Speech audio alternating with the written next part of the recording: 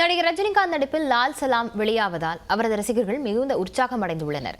தமிழ் திரையுலகில் என்றும் தவிர்க்க முடியாத ஒரு ஆளுமை என்றார் அது சூப்பர் ஸ்டார் ரஜினிகாந்த் மட்டுமே. தனக்கென்று தனி ஸ்டைல், அதிரடி பஞ்ச் டயலாக் என கோடிக்கணக்கான ரசிகர்களை கட்டி போட்டுள்ளார் ரஜினிகாந்த்.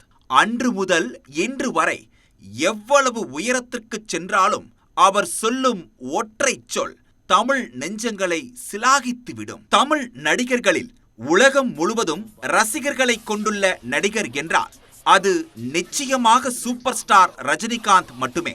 அபூர்வ ராகங்கள் தொடங்கி லால் சலாம் வரை இவருடைய திரைப்பயணம் நீண்டு கொண்டிருக்க, இவருக்கான ரசிகர்கள் தலைமுறை தலைமுறையாக முளைத்துக் கொண்டிருக்கிறார்கள் என்றால் அது மிகையாகாது. அந்த வரிசையில் ஐஸ்வர்யா ரஜினிகாந்த் இயக்கத்தில் இன்று லால் சலாம் திரைப்படம் உலகம் முழுவதும் வெளியாகியுள்ளது. விஷ்ணு விஷால், விக்ராந்த் இணைந்து நடித்துள்ள லால் சலாம் படத்தில் ரஜினிகாந்த் கௌரவ வேடத்தில் நடித்துள்ளார் என்பது குறிப்பிடத்தக்கது. இருப்பினும் ரஜினி ரசிகர்களால் இத்திரைப்படம் கொண்டாடப்படுகிறது.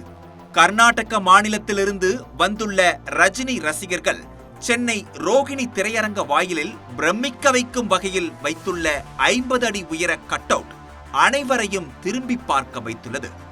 பெங்களூருவிலிருந்து சுமார் 2.25 லட்சம் ரூபாய் மதிப்புள்ள 2.5 டன் பூக்களால் ஆன மாலையை சென்னை கொண்டு வந்து கிரேன் உதவியோடு ரஜினி கட் அவுட்டுக்கு அணிவித்துள்ளனர்.